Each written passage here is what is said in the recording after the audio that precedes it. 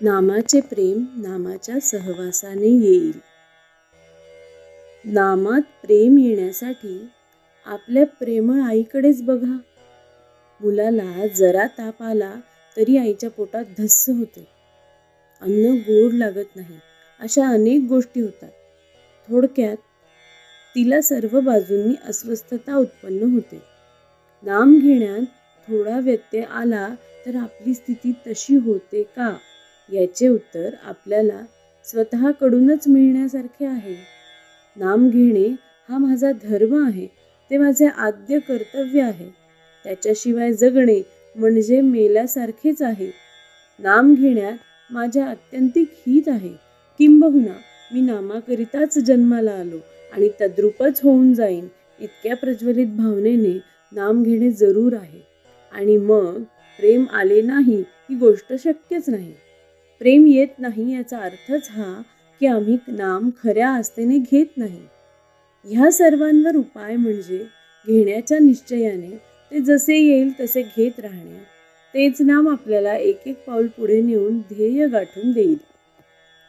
परिस्थिती चांगली आली म्हणजे नाम घेईल असे म्हणणारा मनुष्य नाम कधीच घेत नाही.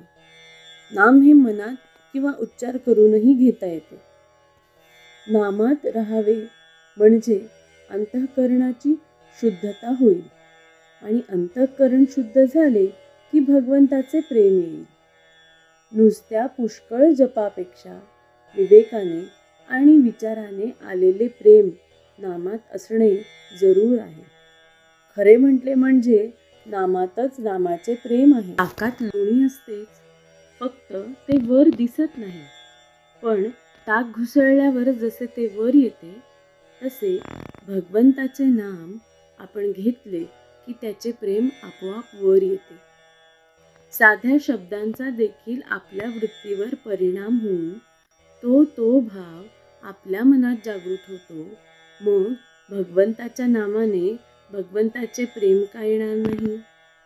आज तुम्हाला जेवढा वेळ रिकामा मिळतो तेवढा सगळा भगवंताच्या नामात घालवण्याचा प्रयत्न करा.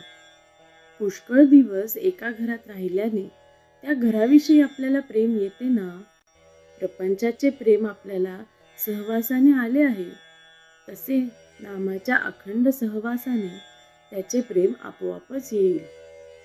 उठता बसता चालता बोलता आपण अनुसंधान